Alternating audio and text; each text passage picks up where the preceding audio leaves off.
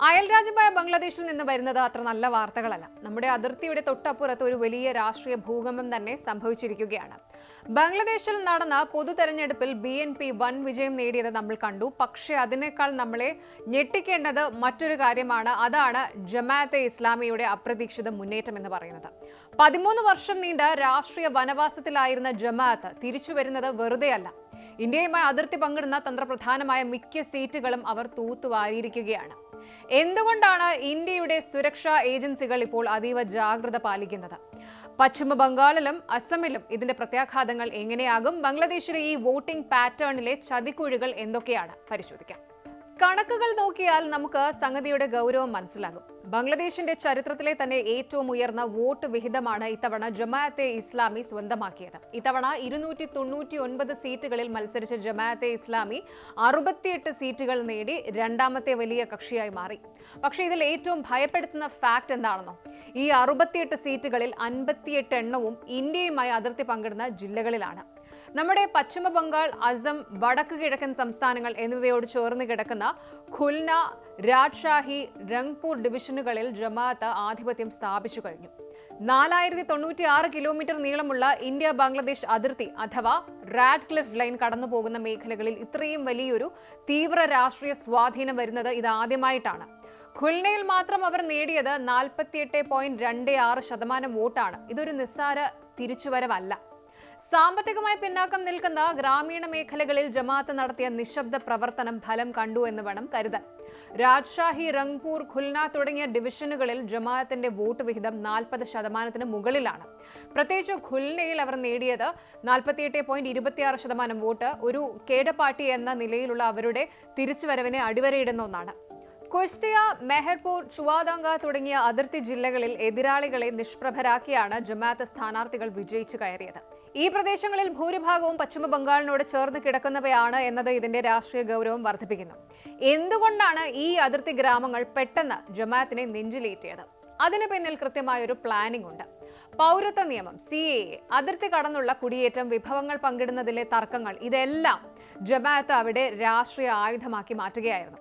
ഇന്ത്യയോടുള്ള വിരോധം വോട്ടുകളാക്കി മാറ്റുന്നതിൽ അവർ വിജയിച്ചു എന്ന് വേണം പറയാൻ. അതിലുപരി ഗ്രാമീണ മേഖലകളിൽ ദാരിദ്ര്യ നിർമ്മാർജ്ജനം എന്ന പേരിൽ നടത്തുന്ന സാമൂഹിക പ്രവർത്തനങ്ങളും വിദ്യാഭ്യാസ മേഖലയിലെ ഇടപെടലുകളും അവരെ സാധാരണക്കാരിലേക്ക് അടുപ്പിച്ചു. നഗരങ്ങളിൽ വികസനം ചർച്ചയാകുമ്പോൾ അതിർത്തികളിൽ ജമാഅത്ത് വിറ്റഴിച്ചത് അതിജീവനത്തിന്റെ രാഷ്ട്രീയമാണ്. മതപരമായ ഐഡന്റിറ്റിയും ദേശീയവാദവും കൂടിച്ചേർന്നപ്പോൾ അതൊരു വലിയ വോട്ട് ബാങ്കായി മാറുകയായിരുന്നു. ബംഗ്ലാദേശിലെ ഭരണം BNPയുടെ കയ്യിലാണെങ്കിലും സഖ്യകക്ഷിയായ ജമാഅത്തിന്റെ വളർച്ച ഇന്ത്യയെ സംബന്ധിച്ചിടത്തോളം വലിയൊരു നയതന്ത്ര വെല്ലുവിളിയാണ്. ഇന്ത്യയുമായി വിയോജിപ്പുള്ള ഒരു വിഭാഗം അതിർത്തിയുടെ തൊട്ടടുത്ത് അധികാര കേന്ദ്രങ്ങളായി മാറുന്നത് സുരക്ഷാപരമായ പ്രത്യാഘാതങ്ങൾ ഉണ്ടാക്കിയേക്കാം. പശ്ചിമ ബംഗാൾ, അസം എന്നീ സംസ്ഥാനങ്ങളുമായി അതിർത്തി പങ്കിടുന്ന ഭാഗങ്ങളിൽ ജമാഅത്ത് വിജയിച്ച സീറ്റുകളുടെ എണ്ണം മാത്രം നോക്കിയാൽ മതി ഇതിന്റെ വ്യാപ്തി മനസ്സിലാക്കാൻ. ബംഗാൾ അതിർത്തിയോട് ചേർന്നുള്ള 36 സീറ്റുകളും അസം അതിർത്തിയോട് ചേർന്നുള്ള 16 സീറ്റുകളും ജമാഅത്തിന് ലഭിച്ചു എന്നത് തള്ളിക്കളയാവുന്ന ഒരു കാര്യമല്ല.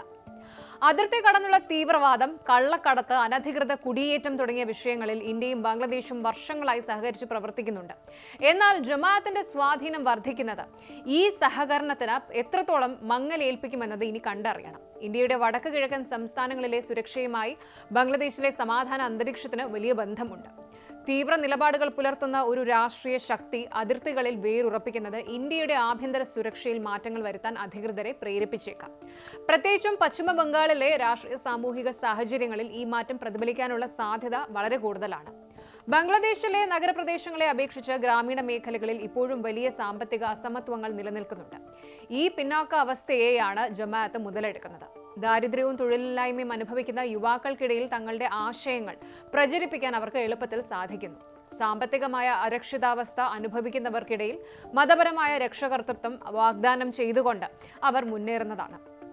നഗരങ്ങളിൽ ലിബറൽ ആശയങ്ങൾക്കും അതുപോലെ വികസനത്തിനും പ്രാധാന്യം ലഭിക്കുമ്പോൾ അതിർത്തി ഗ്രാമങ്ങളിൽ അതിജീവനത്തിന്റെ രാഷ്ട്രീയമാണ് ചർച്ചയാകുന്നത്. മതവും രാഷ്ട്രീയവും ചേർത്തുകൊണ്ടുള്ള ജമാഅത്തിന്റെ പ്രവർത്തന രീതി ഗ്രാമീണ ജനതയെ ആകർഷിക്കുന്നതിൽ വിജയിച്ചു. അങ്ങനെ 13 വർഷം അധികാരത്തിന് പുറത്ത് നിന്നിട്ടും ഇത്രയും വലിയൊരു മുന്നേറ്റം നടത്താൻ കഴിഞ്ഞത് അവരുടെ അച്ചടക്കമുള്ള സംഘടനാ സംവിധാനത്തിന്റെ തെളിവ് തന്നെയാണ്. BNP എന്ന വലിയ കക്ഷിക്കൊപ്പം നിൽക്കുമ്പോഴും സ്വന്തമായ ഒരിടം കണ്ടെത്താൻ അവർക്ക് സാധിച്ചു. ബംഗ്ലാദേശിലെ ഭൂരിഭാഗം ഡിവിഷനുകളിലും BNP ആധിപത്യം പുലർത്തുമ്പോഴും കൃത്യമായി ഇന്ത്യയുമായുള്ള അതിർത്തികളിൽ മാത്രം ജമാഅത്ത് കരുത്ത് കാട്ടുന്നത് ഒരു പ്രത്യേക രാഷ്ട്രീയ പദ്ധതിയുടെ ഭാഗമായാണ് വിലയിരുത്തപ്പെടുന്നത്. ഈ ഒരു സാഹചര്യം മൊത്തത്തിൽ നോക്കിയാൽ ബംഗ്ലാദേശിലെ ഈ തെരഞ്ഞെടുപ്പ് ഫലം ദക്ഷിണേഷ്യൻ രാഷ്ട്രീയത്തിലെ പുതിയൊരു അധ്യായത്തിന്റെ തുടക്കമാണ് എന്ന് വേണം പറയാൻ. ഇതൊരു വെറും ഭരണമാറ്റമല്ല, മറിച്ച് ദശകങ്ങളായി നിലനിന്നിരുന്ന രാഷ്ട്രീയ ബാലൻസിന്റെ തകർച്ചയാണ്. ഇന്ത്യയുമായുള്ള ബന്ധം മെച്ചപ്പെടുത്താൻ ആഗ്രഹിക്കുന്ന ഒരു വിഭാഗം ബംഗ്ലാദേശിലുണ്ടെങ്കിലും ജമാഅത്തിനെ പോലെയുള്ള സംഘടനകളുടെ വളർച്ച ആ പ്രക്രിയയെ മന്ദഗതിയിലാക്കിയേക്കാം. ഇത് ഇന്ത്യക്ക് മാത്രമല്ല, മേഖലയിലെ മൊത്തം സമാധാനത്തിനും ഒരു വെല്ലുവിളിയാണ്. അയൽരാജ്യത്തെ ജനാധിപത്യ പ്രക്രിയയെ മാനിക്കുമ്പോഴും അതിർത്തികളിൽ രൂപപ്പെടുന്ന പുതിയ രാഷ്ട്രീയ സാഹചര്യങ്ങളെ സൂക്ഷ്മമായി നിരീക്ഷിക്കേണ്ടത് ഇന്ത്യയുടെ ആവശ്യമാണ്. തീവ്ര നിലപാടുകൾക്ക് വളക്കൂറുള്ള മണ്ണായി അതിർത്തികൾ മാറുന്നത് തടയാൻ നയതന്ത്രപരമായും സുരക്ഷാപരമായും പുതിയ പാതകൾ കണ്ടെത്തേണ്ടി വരും.